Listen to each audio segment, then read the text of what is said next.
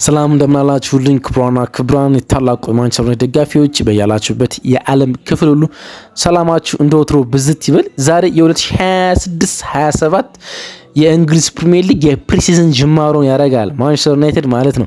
6 ያህል የቅድመ ውድድር ጨዋታዎችን አከናውኗል። የመጀመሪያው ወደ ፊንላንድ ሄልሲንኪ ኦሊምፒክ ስታዲየም አቅንቶ የሚያደርገው ጨዋታ ዛሬ ይከናወናል ማለት ነው።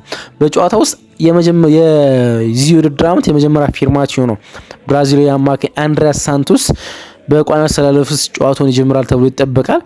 ኢንተረስቲንግ ጨዋታ ነው። እሱን ከመመልከት አንጻር ስለሱ ዝውውር ባህሪ ጥቂት ሀሳቦችን እናነሳለን። እንዲሁም ስለ ፕሪማቹ ስለ ፕሪሲዝኑ የመጀመሪያ ጨዋታ ፕሪማች እንሰራለን። በጨዋታ ውስጥ እነማን በቋሚ አሰላለፍ ሊኖሩ ይችላሉ፣ ወደ ሄልሲንኪ እነማን በረሩ፣ እነማንስ የሉም፣ ጉዳት ያጋጠማቸው ተጫዋቾች ወይም ጉዳት ላይ ያሉ ተጫዋቾች አሉ፣ እሱን እንመለከታለን። ፖሲብል ላይን አፓችን ወይም ደግሞ ካሪክ በመጀመሪያው የፕሪሲዝን ጨዋታ እነማንን በላይን አፕ ውስጥ ሊጠቀም ይችላል የሚሉትን ጉዳዮች እንዳስሳለን ማለት ነው። አብራችሁን ስለምትቆዩ ስለምትከታተሉን፣ ሀሳብ አስተያየቶቻችሁን ስለምትሰጡን እንደወትሮ ሁሉ ከልብ ነው የምናመሰግነው። ምን አይነት ኤክሳይትመንት አላችሁ? የማንቸስተር ዩናይትድን ሲዝን በፕሪሲዝን ለመመልከት ምን ያህል ናፍቋችኋል? ብጽፉልን በጣም ደስ ይለናል። ከመሸጋገሪያ ሙዚቃ በኋላ እንደተለመደው የአንድሪያስ ሳንቶስን እና የማንቸስተር ዩናይትድን የፕሪሲዝን ቆይታ እንዳስሳለን።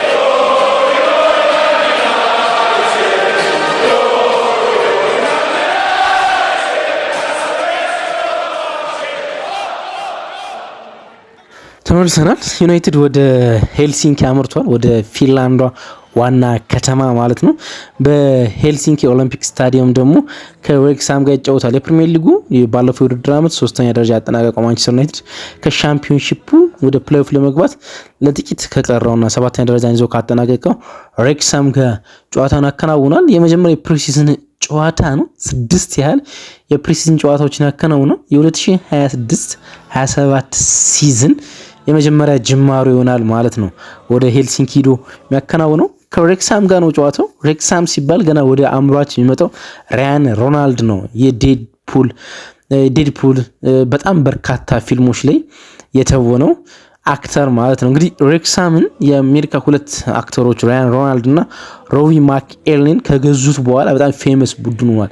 በየአመቱ ነበረ ሲያድግ ነበር። ከሊግ ወደ ሊግ 1 ከሊግ 1 ወደ ሻምፒዮንሺፕ በፍጥነት ነበር ሲያድግ የተመለከት ነው። ስታዲየም ውስጥ የተገኙ ጨዋታዎችን ሲመለከቱ በስታዲየም ውስጥ ያለው ድባብ ሁሉ ይለያል። ምክንያቱም ራያን ሮናልድ በጣም ተወዳጅ አክተር ስለሆነ የምወደው አይነት አክተር ስለሆነ ማለት ነው። አክሽንን በተለየ ዘውግ የሚተውን አክሽንን በጣም በተለየ ዘውግ የሚተውን አክተር ስለሆነ ራያን ሮናልድ ማለት ልክ እንደ ዴድፑል በርካታ ፊልሞቹን እንደዛ አይነት አስቂኝ ገጸ ባህሪያቶች አሉት እና ከሬክሳም ጋር ጨዋታውን ያከናውናል። ማንቸስተር ዩናይትድ ባለፈው የውድድር ዓመቶች ፕሮሞት ማድረግ አልቻሉት ወደ ፕሪሚየር ሊግ እንጂ እያንዳንዱን ሊግ ፌዝ በየአመቱ ነበር ፕሮሞት ያደረጉት። በርካታ ገንዘቦችንም ሲያወጡ ተመልክተናል። በጨዋታው ውስጥ አዲሶቹ ፊርማዎቹ ሳንቶስ እና ካርል ዳሮል እንደሚኖሩ እርግጥ ሆኗል። ወደ ሄልሲንኪ በሯል። ካርል ዳሮል ጥቂት መጠነኛ ጉዳት አለበት። ለጨዋታው ይድረስ አይድረስ እርግጠኛ አይደለም። ሳንቶስ ግን ዝግጁ ነው። ከዋናው ቲም ውስጥ ወይም ደግሞ ከማንቸስተር ዩናይትድ ዋና ቲም ውስጥ ወደ ዓለም ዋንጫ ያልነበሩ በርካታ ተጫዋቾች ተጉዘዋል። ለምሳሌ አይደን ሄቨን፣ ሃሪ ማጉዌር፣ ሉክ ሾ፣ ሌኒ ዩሮ፣ ሜሰን ማውንት፣ ፓትሪክ ዶርክ፣ ብራያን ምቤሞ፣ ጆሹዋ ዝርኪዚ እነዚህ ከዋናው የማንቸስተር ዩናይትድ ስብስብ ውስጥ ወደ ሄልሲንኪ የበረሩ ናቸው። ቤንጃሚን ሴስኮ ታስታውሱ እንደሆነ የባለፈው የውድድር ዓመት ሲዝን የመጨረሻ 3 ጨዋታዎች አመልጠውት ነበር በጉዳት ምክንያት። ከዛ ሪከቨሪ ገና አልጨረሰም እና የሚገኘው በጉዳት በካሪንግተን የሪሃቢሊቴሽን ወይም ደግሞ እንደገና የማገገሚያ ክፍል ውስጥ ነው ገና ስላልጨረሰ ማለት ነው ሕክምናውን። እሱ አይኖርም፣ በካሪንግተን ይቆያል።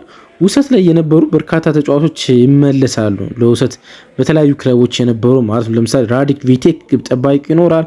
ሃሪ አማስ ፉልባኩ፣ ቶቢ ኮይለር አማካኙ፣ ጃኮ ዴቬኒ፣ ዳኒ ጎሪ፣ ኤተን ዌትል እና ኤተን ዊሊያምስ ሁለቱ ወንድማማቾች እዚህኛው ስብስብ ጋር ወደ ሄልሲንኪ አብረው ተጉዘዋል። እናም ጨዋታቸውን ያደርጋሉ ተብሎ ይጠበቃል። ታይለር ፍሌቸር አይኖርም።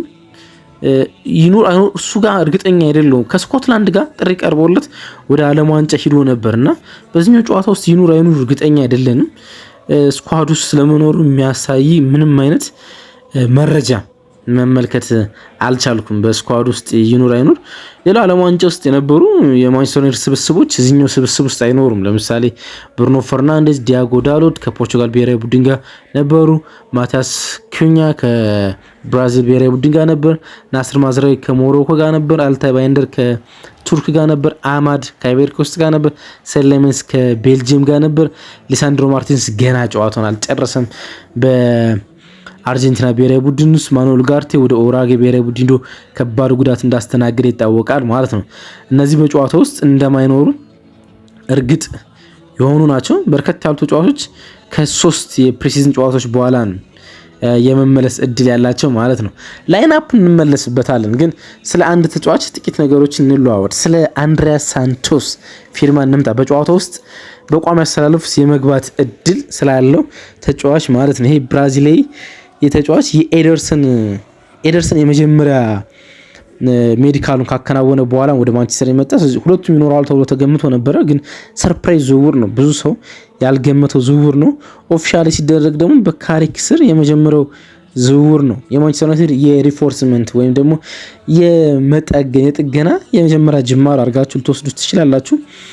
ሁለት ቦታ ቤስት 11 ለሚኖረው ሁለት ተጫዋች ቤስት 11 ውስጥ ለሚካተትበት የአማካኝ ስፍራ 4 ተጫዋች ሊኖራቸው ይገባል ተብሎ ይታሰባል። ከቨርሳቲሊቲ ተጫዋቾች ውጭ ማለት ነው። በዛ ቦታ ሊጫወቱ የሚችሉ ቨርሳቲል ተጫዋቾች እንደሚሰማውንት ወይም ብሩኖ ፈርናንዴዝ ሊኖራቸው ይችላል። ግን ደንበኛ ሁለት ተጫዋች ለሚሰለፉበት ቦታ 4 ተጫዋች ያስፈልጋል ይባላል። ለምሳሌ ሴንተር ባክ 2 ተጫዋች ነው የሚሰለፍ አይደለም፣ 4 ተጫዋች ያስፈልጋል ይባላል። አጥቂ አንድ ነው የምትጠቀሙት፣ 2 ተጫዋች ያስፈልጋል ይባላል። እንደዚህ ለሁለት ቦታ 4 ተጫዋች ማለት ነው። ማንቸስተር ዩናይትድ አንድ ነው የነበረው ኮቢ ማይኖ ማለት ነው። አሁን በዛ ቦታ ላይ አንድሪያስ ሳንቶስን እና ዩሪ ቴልማንስን መጨመር ይችላል። ስለ ዩሪ ቴልማንስ ትናንትና በርከት ያሉ ሀሳቦችን መለዋወጥ ችለናል ማለት ነው። ቼልሲ መጥፎ ሲዝን የነበረው በጣም መጥፎ ሲዝን ማለት ነው። በቼልሲ የነበረውን ፐርፎርማንስ የአንድሪያስ ሳንቶስን ፐርፎርማንስ ብዙዎቹ ሲቀባበሉ ተመልክቻለሁ። መጥፎ የሚባል ሲዝን አላሳለፍም፣ አቬሬጅ ሲዝን የነበረው ግን ደግሞ እሱ የሚለካው በቼልሲ ፐርፎርማንሱ አይደለም። እንደ ቡድን ቼልሲ ባለፈው ውድድር ዓመት በጣም መጥፎ ሲዝን ስላሳለፈ ማለት ነው እንደ ቡድን። ምክንያቱም 7ኛ ያጠናቀቁት ከማንቸስተር ዩናይትድ 3ኛ ሆነው ካጠናቀቁ ቡድን የ19 ነጥብ ልዩነት ነበራቸው። ምን ያህል ሰፊ እንደሆነ መታሰብ ትችላላችሁ። 19 ነጥብ በጣም ሰፊ ነጥብ ነው እና ደካማ ሲዝን ያሳለፉት። ከዛ ደካማ ቡድን ውስጥ የተጫዋቹን ፐርፎርማንስ መመዘን በጣም አስቸጋሪ ነው፣ ግን ጥቂት እንመለከተዋለን።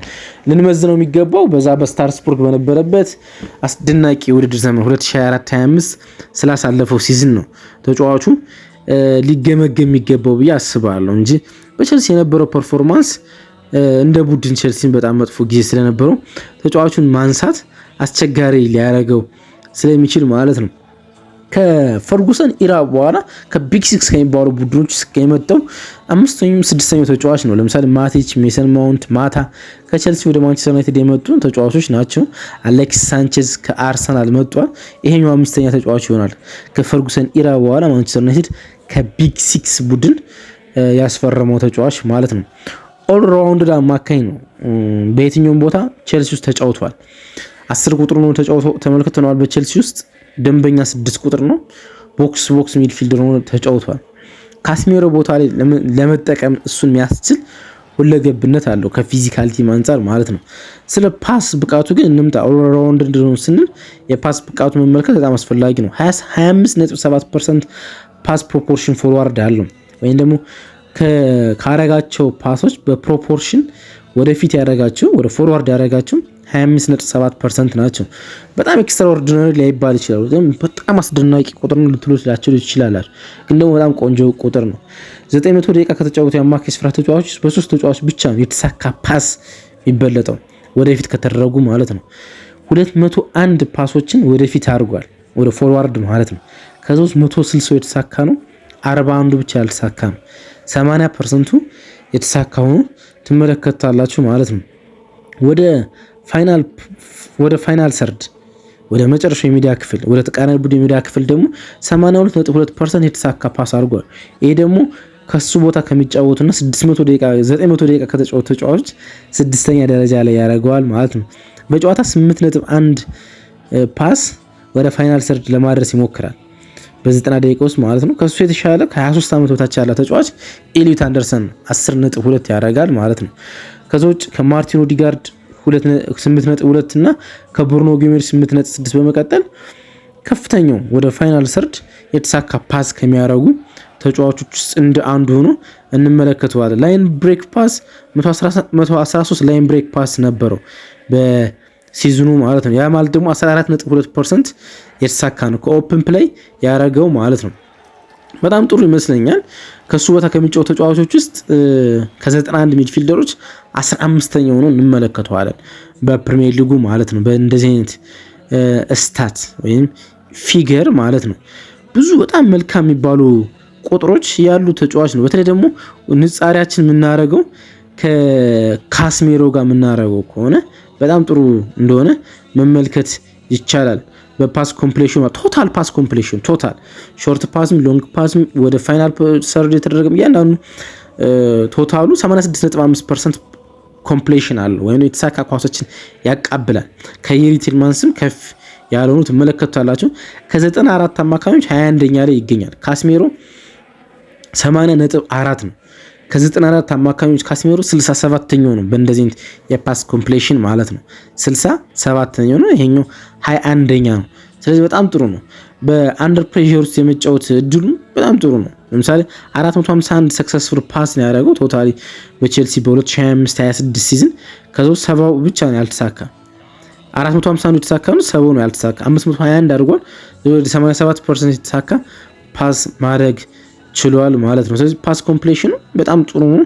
ትመለከቱ የካስሜሮን ፓስ ኮምፕሌሽን ብትመለከቱ ወደ 80.4 አካባቢ ነው የሚመጣ። ስለዚህ ከዛ የተሻለ ፓስ ኮምፕሌሽን እንዳለው መመልከት ይቻላል። ይሄን ፓስ ኮምፕሌሽን ደግሞ ያመጣው ወይም የተሳካ ፓስ ማምጣት የቻለው ደካማ ሲዝን ካሳለፈው ቼልሲ ውስጥ ሆኖ ነው እነዚህን ቁጥሮች ማምጣት የቻለው ማለት ነው። ሌላ አንዳንድ ቁጥሮች እንመልከት።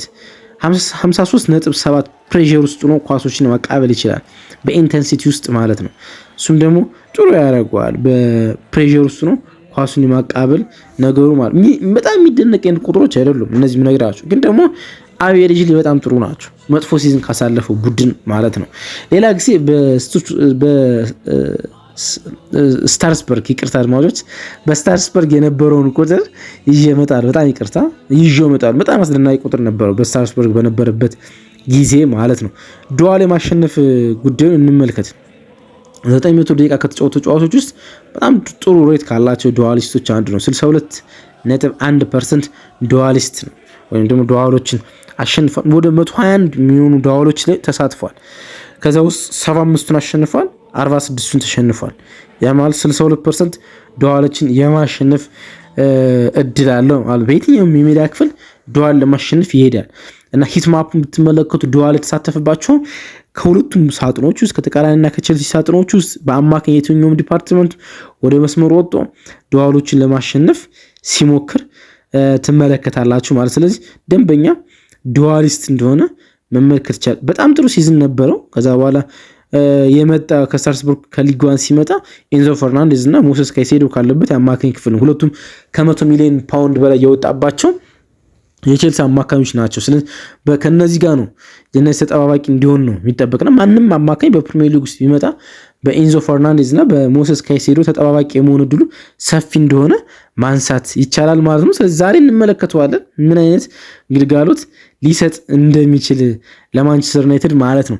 ከመውጣቱ በፊት ግን አንድ ነገር ልጠቁማችሁ። ዛሬ ጨዋታውን የምትመለከቱ ከሆነ ምሽት 12 ሰዓት በኢንተርኔት ስትሪሚንግ ሳይቶች ውስጥ ጨዋታውን የመመልከት እድል ካላችሁ ማንቸስተር ዩናይትድ እነዚህን ላይንአፖች ይዞ የመግባት እድል አለው። ቪቴክ የሚባሉን ግብ ጠባቂ ከውሰት ወደ ማንቸስተር ተመርቶ እሱ በቋሚ አሰላለፍ ውስጥ የመኖር እድል አለው። ካምሶን የሚባል አንድ ወጣት የቀኝ መስመር ተከላካይ ከማጊዮርና ከሄቨን ጋር ይጣመራል። ሾው የግራ ፉልባክ የሆነ ሳንቶስ ከማውንት ጋር የአማካኝ ስፍራውን ሊመሩ ይችላሉ። ምቤሞና ሼላሲ ሁለቱ መስመር ላይ ይኖራሉ። ታይለር ፍሌቸር 10 ቁጥር ላይ፣ ጆሹዋ ዝርክዚ ደግሞ 9 ቁጥር ቦታ ላይ ይኖራሉ ተብሎ ይጠበቃል። እንደግምት በጣም ከፍ ያለ ሰብስቲቱሽን ይኖራል የመጀመሪያ የፕሪሲዝን ጨዋታ ከመሆኑ አንጻር ማለት ነው። ስለዚህ ወደ 11ዱም ተጫዋቾች ከረፍት መልስ ተቀይረው ሲወጡ ልትመለከቱ ትችላላችሁ። በወጣቱ ቡድን በርካታ በሆኑ ወጣት ቡድኖች ተቀይረው ሲወጡ ትመለከታላችሁ ማለት ነው። የፕሪማች የመጀመሪያ የሲዝኑ ፕሮግራማችን ይመስላል። አብራችሁ ስለነበራችሁ ከልብ አመሰግናለሁ። ባይ ወዳችኋለሁ።